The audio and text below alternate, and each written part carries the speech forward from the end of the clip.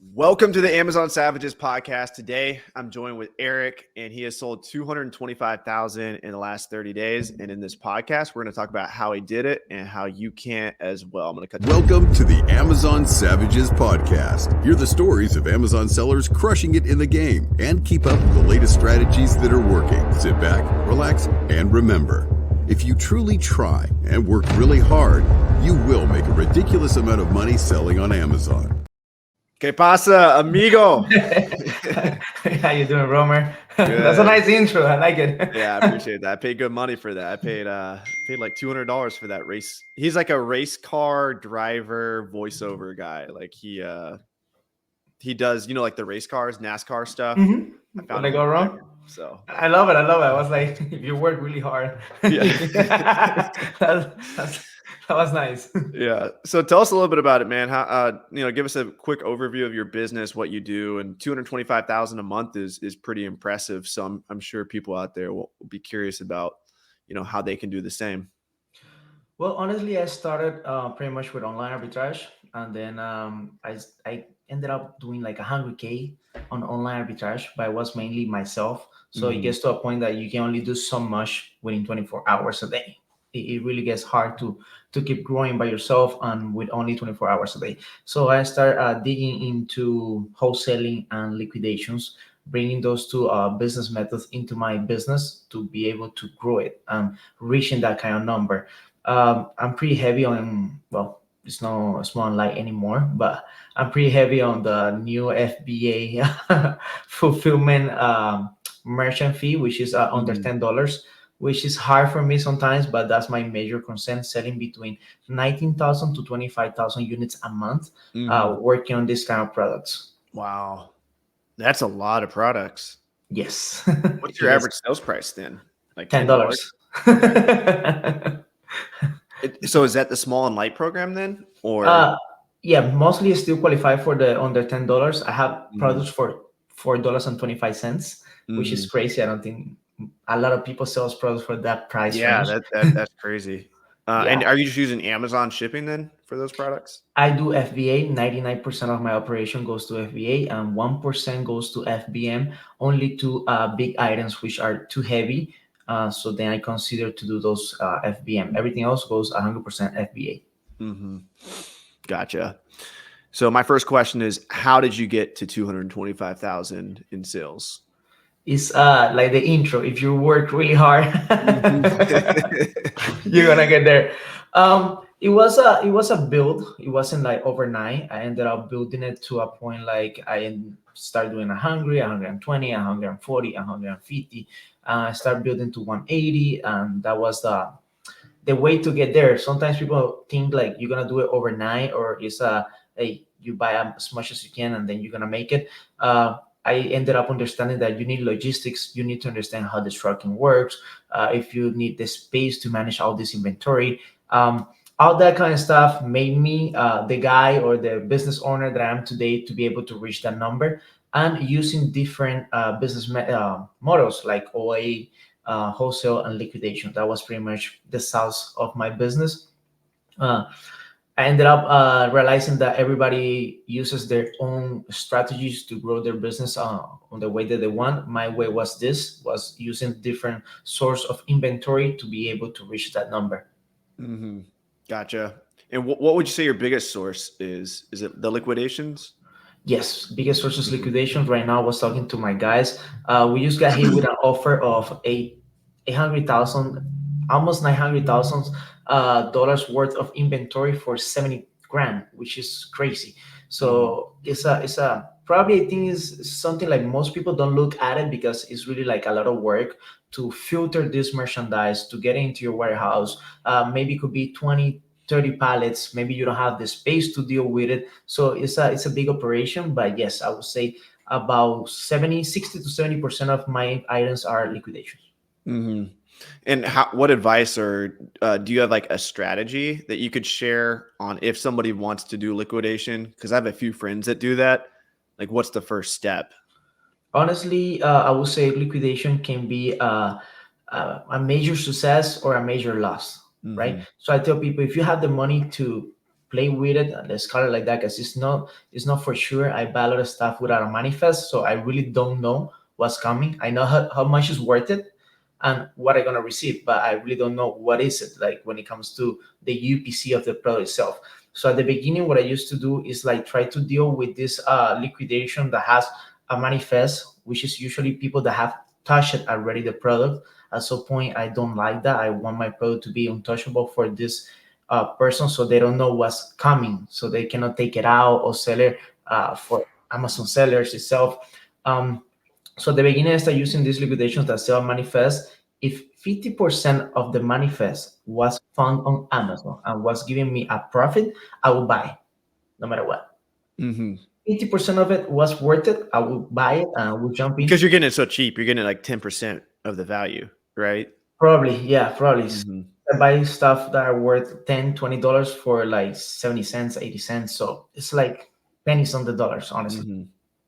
And are you just Googling liquidations or? Yes, actually, you can Google liquidations. Actually, there's a page called liquidation.com. Okay. Yeah, I've used that for my book business before. Yeah. Yeah, they have like pallets of textbooks. I've used GovDeals. Have you ever used GovDeals? No, I haven't used that one.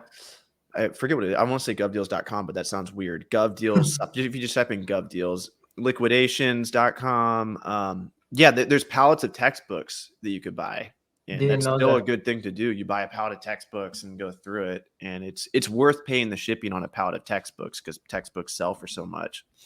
So you're going to liquidations.com and you're just searching like You start searching. Actually, Google is number one. Google is like everything you need is right there. You just get a source, and eventually you don't go all in on the first purchase. You try a pallet, because usually it comes on a pallet. So you try a pallet, you will see how far is it from your place. I will try to source out something that is within my city, so that way the freight won't kill me. Because then if you're trying to bring something down from New York to Miami, you might be paying like 200, 300, 400 a pallet. So it might hurt you. You might find something local that you can go pick it up yourself on a van or whatever in your car. If you have the car that can put the seats down, that works pretty fine.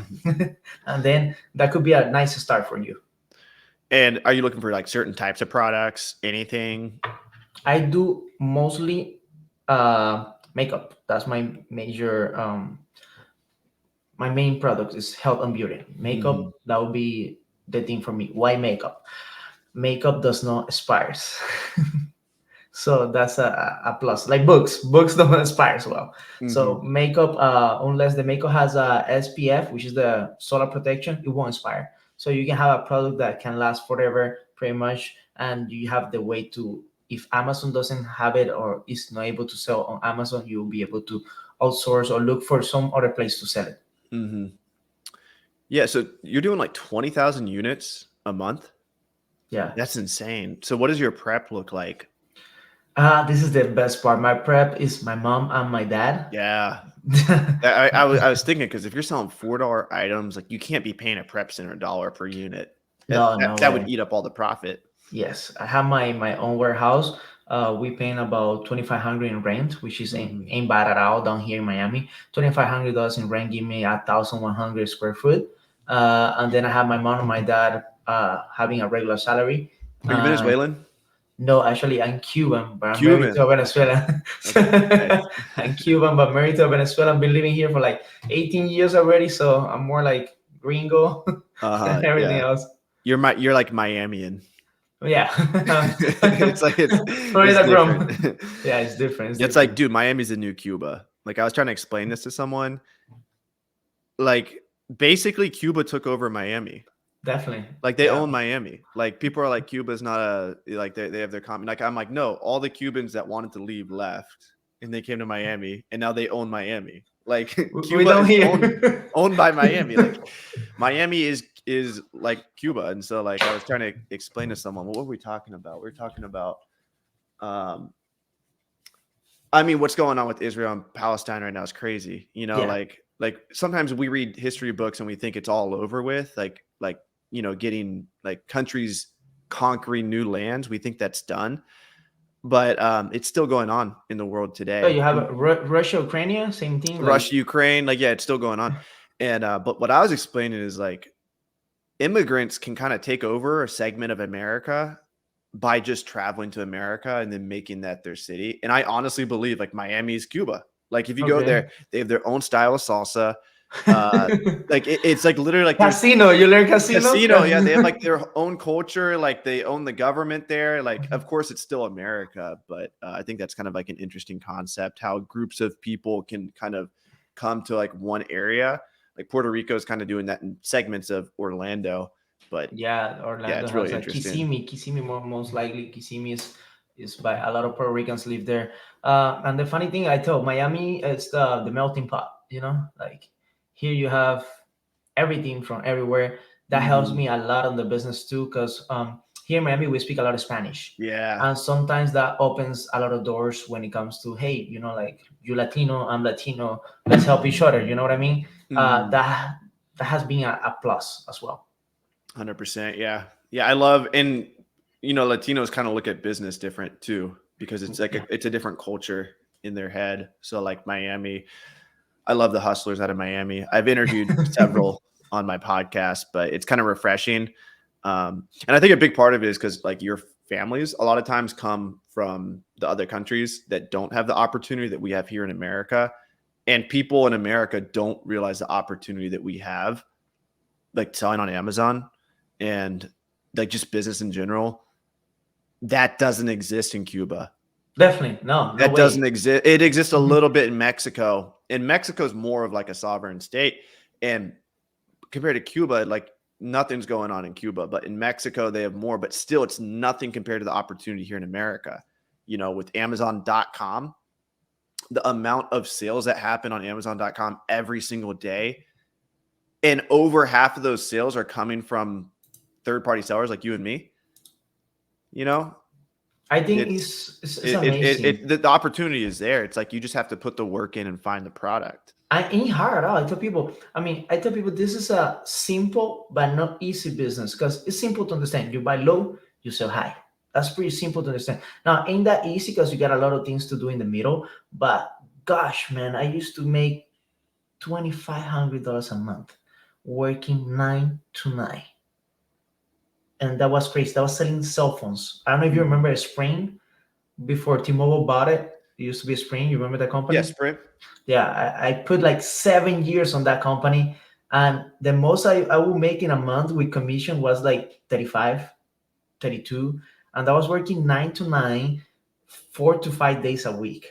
And gosh, jumping into Amazon, I still working like 9 to 9, but the amount of money is way bigger. And then Mhm. I tell people I have the freedom to do what I want when I want it. Yeah. I was able to delegate the prep, which is a biggest step. I was able to delegate the prep, which I'm home right now, sitting with my newborn in the computer, having this podcast with you. I know my operations is still going. Mhm. That's amazing. Once that you reach that mentality, and once that you reach that point, you're like, okay, I love it. You know, I Yeah. can keep building. I can keep growing on business. I hope everybody can watch this and take it like, damn, yes, we can do it. It's possible to be done. Yeah. Yeah, that idea that you're gonna make a business and have all the free time in the world, that's not true. Like when No. you start a business, it's gonna require 10x your time.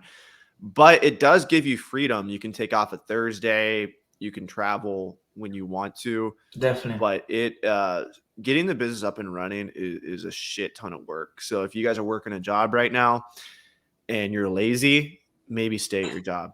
you know, I think I just released a YouTube reel today about the 3 things that make someone successful selling on Amazon. And one of the things was you have to hate your job. If you hate your job enough, you're going to have such more leverage when it comes to selling on Amazon because you know the other side of the story.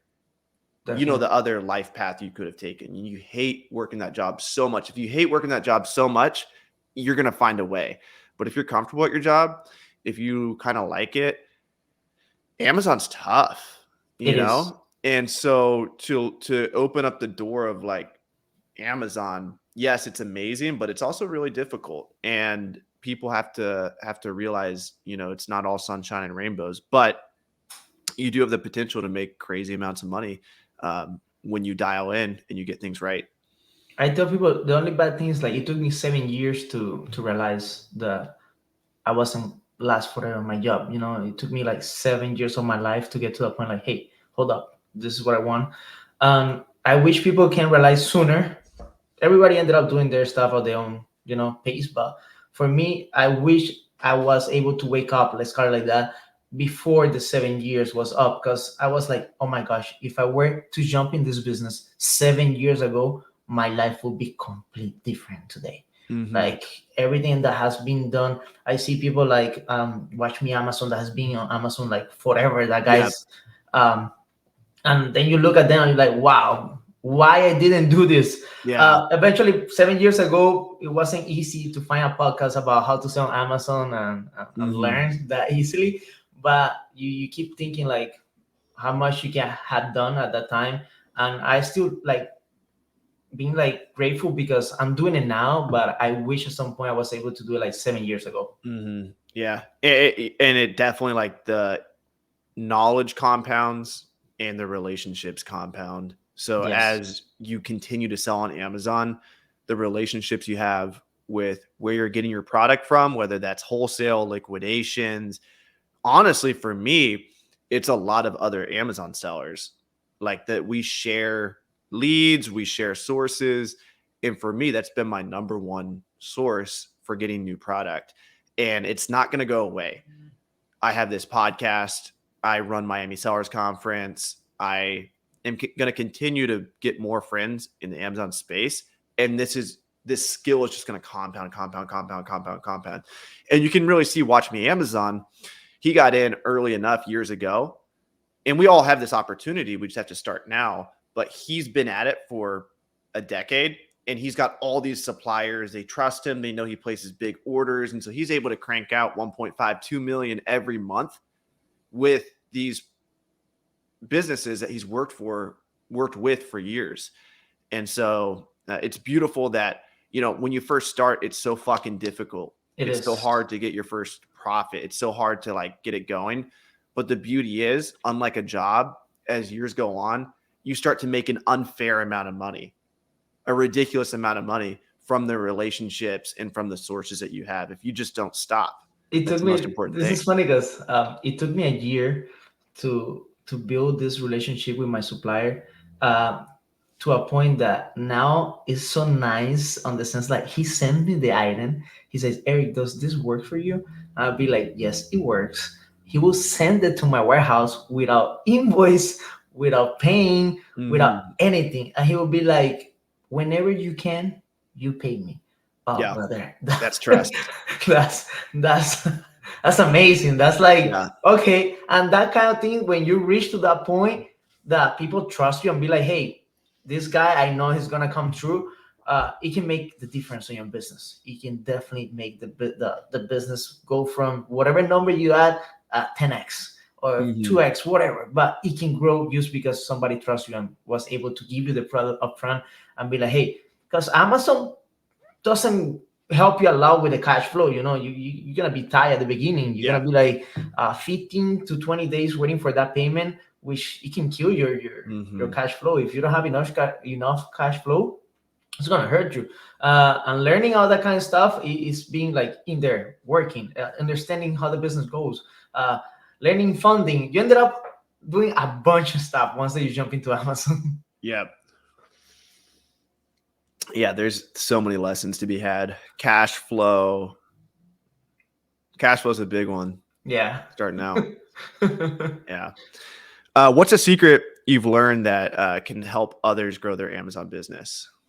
You just mentioned relationships, being able to communicate, being able to be humble and talk to people that is either further than you or starting now.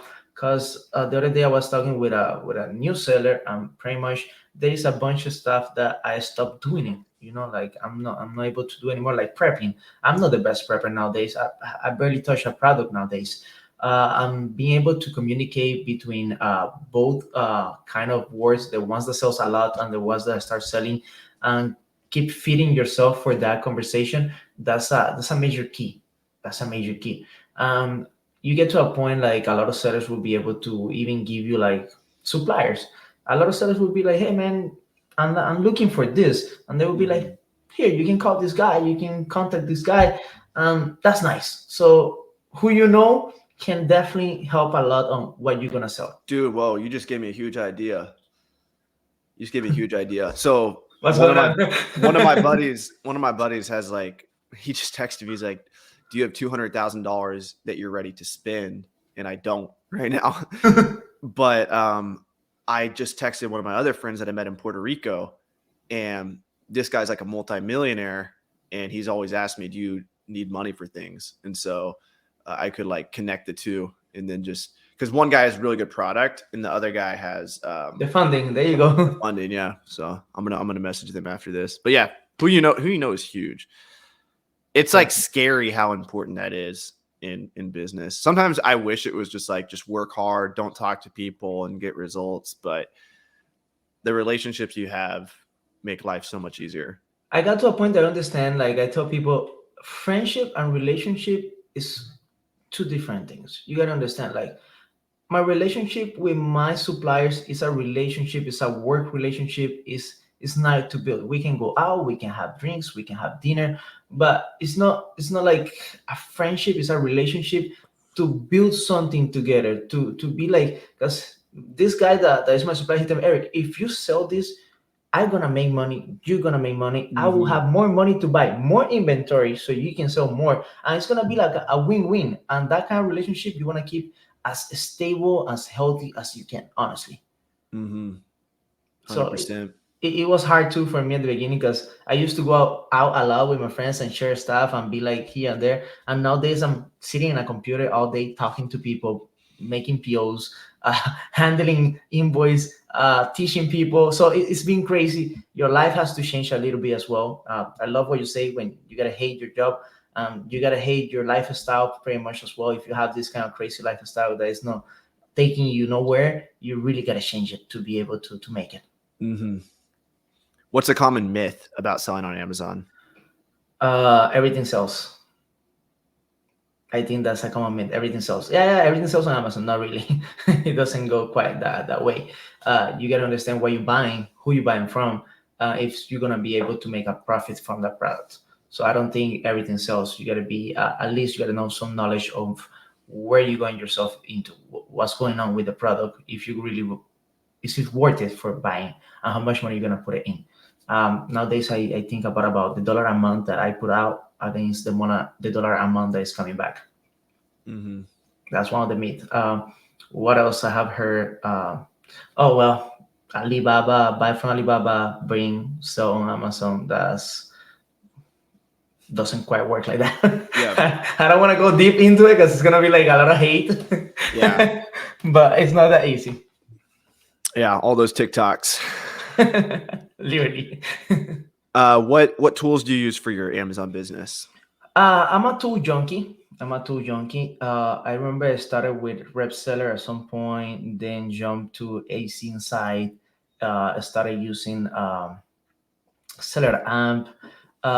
Jumped to multi-tool for a second or two.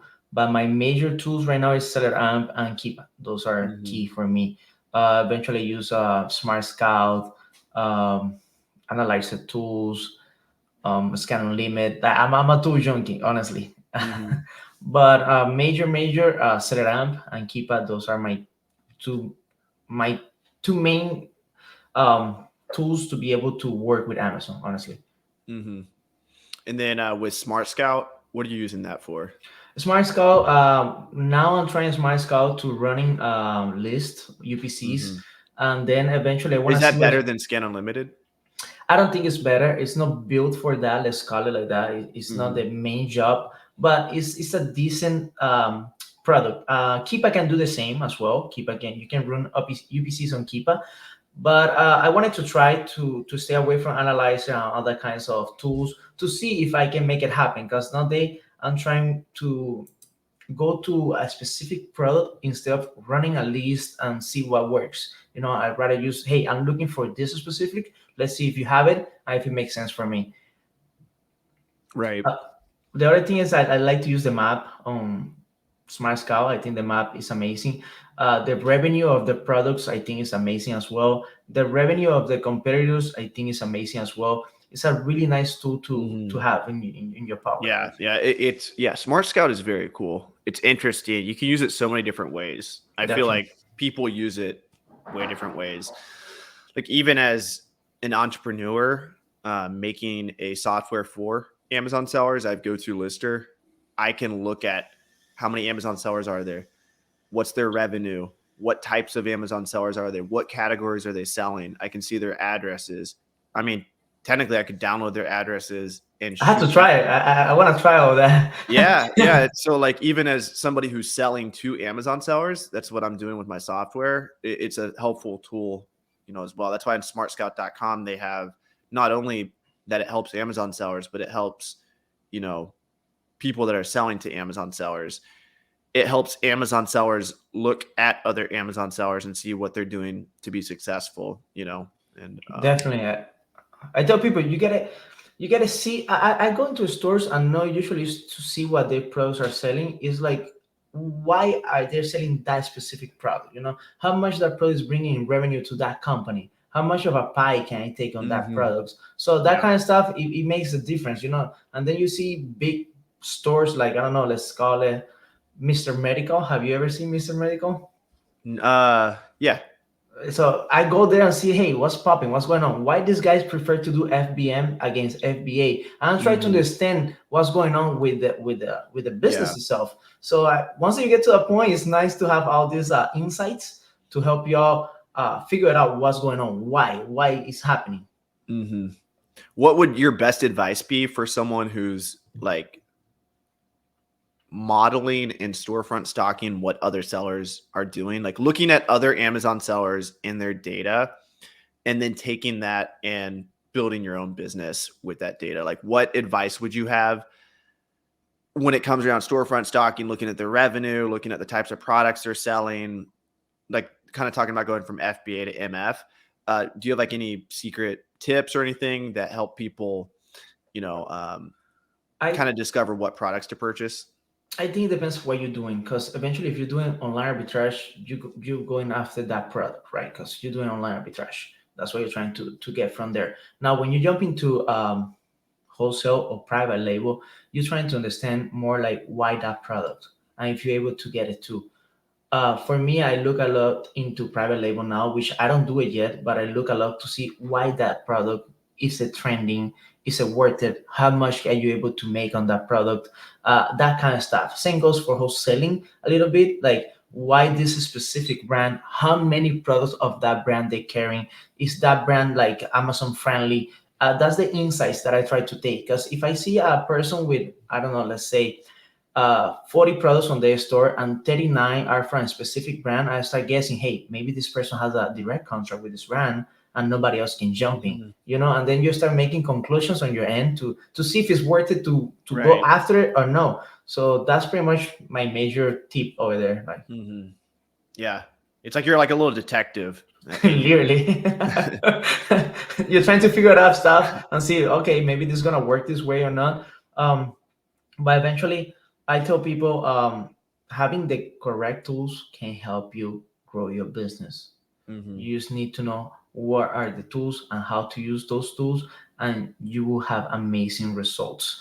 I've been telling people as well, sometimes people ask me like, hey, why you don't sell as much on eBay? And like, I wish eBay has half of the um, tools that Amazon have to understand their products. I wish eBay has a Keepa. I wish eBay had a Smart Scout. That kind of stuff. I wish it was Mhm. easy. Same goes to Walmart, which I think Walmart is gonna get there at some point.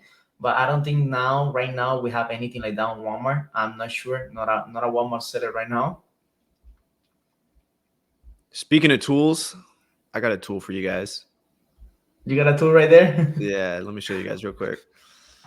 GoToLister, baby. So right now, GoToLister shows you what your profit is each month. So you can see what your sales are and then what your profit is. And this breaks down like after all prep costs. So you can see 27,000 sales. You paid 13,000 for the items that sold, and Amazon charged you 10,000 in fees. This is gross profit, so this isn't factoring in like inbound shipping fees or the Amazon $40 a month charge. This is just fees for items sold, what you paid for the item, and what your sales were. So it just kind of gives you an idea of like, are you buying good stuff? And you can see like this dark orange bar here is what your profit is, and this light orange bar is what your sales are. So 1,400 in sales, but the true profit at the end of the day is 345 after you factor in the buy cost. And for all my wholesale people out there and online arbitrage people, we actually have a spreadsheet for you. So if you download your listing data from GoToLister and your sales data, you can paste them in here. And then it tells you what items you need to buy more of in order to maintain a 30-day supply. So when running an Amazon business, like it's really important to keep your best-selling ASINs in stock. And this spreadsheet tells you, hey, you need to order more of this product. And pretty soon this spreadsheet is actually going to be integrated inside of GoToLister. So it's going to be like a feature of GoToLister where you can just go to the replan restock report and it'll tell you, hey, replenish these 10 ASINs you don't have a 30-day supply of. So that's GoToLister, guys. I think that's amazing. That's amazing. You really need to work with that. I think most of the people are not like able to understand that they need to keep replenishing the product to be able to keep winning that buy box more often, you know, because you can even win the subscribe and save. You know, it's huge because Amazon likes sellers that stay in stock. And but more importantly, like the healthier business, like if you're only restocking inventory once you sell out, you are missing on so much profit. You're probably missing 2 or 3 weeks of sales that if you would have known, hey, I'm about to be out of stock, which this spreadsheet tells you, then you would never ran out of stock in the first place. So staying in stock on your fastest moving, most profitable products is paramount. You plan to integrate like sales velocity at some point? Well, what it does is it goes based on, so it takes your last sale. So let's say you sold a product. Today's October 30th. Let's say you sold a product October 25th. It will take the last 7 days of sales from October 25th to October 18th. And then it multiplies that number by 4. And it kind of guesses, oh, this product is probably going to sell 4 times. Let's just say it sold 10 times. So it's going to sell 40 times over the next month. And then maybe you only have 30 in stock. So it'll tell you, hey, you should buy 10 more. If you don't want to run out of stock, buy 10 more so you stay in stock for a 30-day supply. So it will tell you how to keep the 30 days in a stock supply. Yeah, exactly. It's all about keeping a 30-day supply. Okay, which is nice. That's pretty nice. That's neat. Yeah, and GoToLister can also help you like create shipments. So we made this originally for booksellers, but it's for wholesalers and online arbitrage sellers now. It's like, I think it's the quickest and well, it's definitely the quickest. Factually, it's the fastest software out there, but I think it's the prettiest too. Like the user interface, we don't overcomplicate it. We make it really simple for you guys. So you can create FBA shipments, merchant fulfilled shipments. You can do box contents in here, all of that. You can quickly manage from GoToLister. That's pretty nice. That's pretty nice. That's coming up hot. Yep. So we're putting a lot of work in, me and my partner, Don. Let me ask you, what makes you like jump into creating that tool? Like, do you find something like I started it back in 2020, actually, when I was just running my book business. And originally I made it to integrate with restrictedinventory.com. That was my business where I still have it. I sell textbooks for people at a 50-50 split. So if you can't sell Pearson, Cengage, McGraw-Hill, like these textbooks, Amazon won't let new sellers sell them. They send them to me. I sell them at a 50-50 split. And so originally I made the software. So with the idea of, oh, if people can't list restricted books, they'll just send them to me. But then as I started making the listing software, I'm like, there's so much potential to make this better. And we made it faster. Like here, I'll show you real quick. I know you don't list books, but listing books on Amazon, it's a pain, man. It like when you list books on Amazon, it takes forever. And so watch how fast you can list. The reason I love the new GoToLister.com is because I can scan faster than I ever have been able to on any other listing app. Watch how quickly I can scan over 35 books.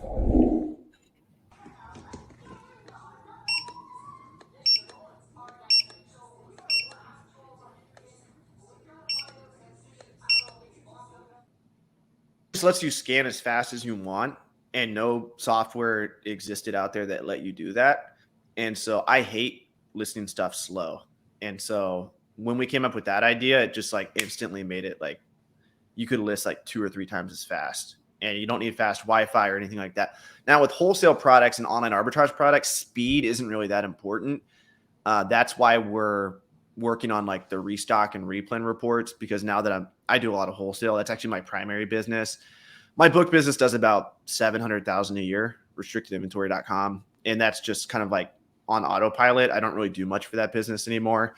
But for my OA and wholesale business, I personally need that data that I just showed you. I need to know what items do I need to buy more of? How do I stay in a 30-day supply? So we're taking the focus of GoToLister, giving you more inventory-based analytics. And right now, Inventory Lab is kind of the software people go to, but they don't have a community, and they don't have, to my knowledge, like somebody who's out there sharing information. I don't really think they have a vision for the future. And so with GoToLister, we want to give you like the best inventory insight in your business. And eventually what I want to do is have like AI and different types of, like, let's say your catalog has 300 ASINs. What I want to do is I want to not only tell you what items you should be in stock to keep making profit and have at least a 30-day supply, but I would like to tell you, hey, maybe you should be selling these 14 ASINs. So almost like storefront stocking done automatically for you. Like, hey, That'd be nice. you're selling these really good, like this brand, whatever you're selling, is doing really well. Let's just say it's like Dove soap. Have you considered selling these 4 ASINs? Because your competitors are selling these ASINs. So it looks at what your competitors are doing well. And I just think there's a lot of opportunity out there for stuff like that. And I think the current tools aren't really thinking that way. And so not only allowing people to list faster, we've already done that, but I think kind of like Amazon sellers need a tool that's going to help them look at their inventory and then help them expand their business based on what's doing well within their current inventory. That would be doing like 50% of the work. It's telling you, hey, look at this 4, 5, whatever amount of ASINs that your competition is selling, and they're selling a lot. Dude, I think there's a ton of potential, because with AI, like it can learn. So based on the information it shows all of our users, then fast forward 1 or 2 months, those users are going to list more inventory. And so the machine can learn based on, oh, we showed them this, they listed this much. And so it kind of shows how users are like adapting and changing and responding to the data. I don't know. I think there's something there. You imagine the AI telling you, hey, you know what? I know I showed you this 4. I know you bought it 20, but only these 2 make sense for you to buy a bigger quantity, and these 2 are not moving as fast as you want. That would be amazing. That would be like, that would be crazy. That would be like, okay, this is it. Yeah. So I just think like there's definitely room for some pretty cool stuff to be done. So, I mean, we started as a listing software, and that's what we are right now. But I think in the future, we have some pretty cool stuff. And our replan and restock reports that I'm showing you guys, those will be available like in the next couple of months. And we're also working on net profit. So at the end of the year, you can download your reports, have, tax information. Right now we have gross profit reports, but net profit's coming soon too. So that's very nice too. I think a lot of people at the beginning, it's hard for them to understand like how much they're really making. Because there's a lot of fees on Amazon that you really don't take in consideration, or you don't even see it. Sometimes if you start using a third-party app to send the inventory to Amazon, you're not taking those numbers in consideration. Let's say you use X app, like you want to send your products directly to Amazon, because let's say a hazmat, since Amazon doesn't let you ship a hazmat directly, you use ShipStation, let's call it. And sometimes you ended up forgetting about those 60, 40, 80 extra fees that you pay on shipment.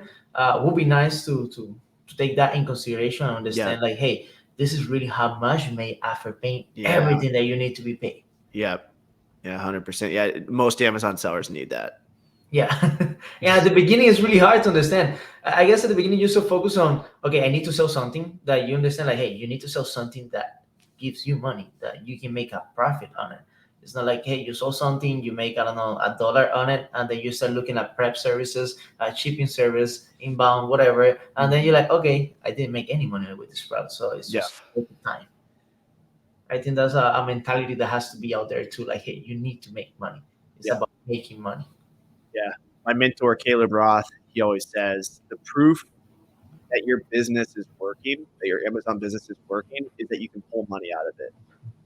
Nice. That's a nice one. If you can't pull money out of your business, it ain't working. Like the whole purpose of having a business is so you can have more money in your bank account. And of course there's a scaling phase. We have to put everything back in. But if a business is truly working, you should be able to pull money out and pay yourself. That's a nice way to see it. That definitely. Yeah. Makes complete sense. Awesome. Where can they follow you at, man? Well, my Instagram is Fonsecagram. It wasn't made for this, but I ended up growing the audience on it based on what I do selling on Amazon. So basically that's pretty much Instagram, TikTok, YouTube, everything has the same name, Fonsecagram. You can follow me there. Mostly Spanish speakers. That's my main focus, to be honest with you, which I think a lot of Spanish speakers are getting into this kind of business.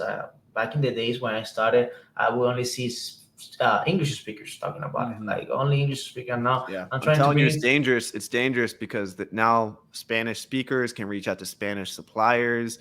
They think differently. They come from a different culture. A lot of them work harder than Americans. So I think it's a good thing. We out there. We're making it happen. So yeah, it's nice to bring the Spanish community out the things from, like from the culture of you guys, like seeing you, like when I tell, hey, you know somebody that does this remotely, and like Romer, he's always traveling. That guy loves salsa. He's always dancing salsa. I'm selling on Amazon. And like, you sure, bro? The guy does it. It's not me. I'm here, but he likes to travel. And it's nice to be able to have those points of reference, being like, hey, I know people that is able to do this because I know them. I talk to them. I have seen them. That's amazing for me. 100%. We appreciate you coming on, man. And hopefully I'll see you at Miami Sellers Conference since you're down that way. Definitely. When's going to be? It's going to be March 15th through the 17th. 15th to the 17th, there's going to be 2 days. Yep. It's going to be, 16th and 17th is the 2-day event. So it's going to be 2 days this year. And we got Watch Me Amazon coming. We got Amazon Lit, Miles Warner, me, Taylor, and Steve Rankin so far. But we're going to have more speakers. I think Scott Needham's going to come too. Amazing speakers. Amazing. I mean, Amazon Lit is another level too. Like, a lot of respect for that guy. Eric knows what he's doing, honestly. Sebastian as well. I think those guys are the way to go. Yeah, I agree. They're phenomenal speakers. Yeah, they do a really good job. Honestly, they do a really good job. They actually are really community focused, which I love it. But amazing. I mean, it's a lot of amazing people in this market, in this business, which is nice to be able to connect to. Definitely. Well, thanks for coming on, man. No, I appreciate it for the invitation. Okay, have a wonderful day, my friend. Okay, brother. Peace out.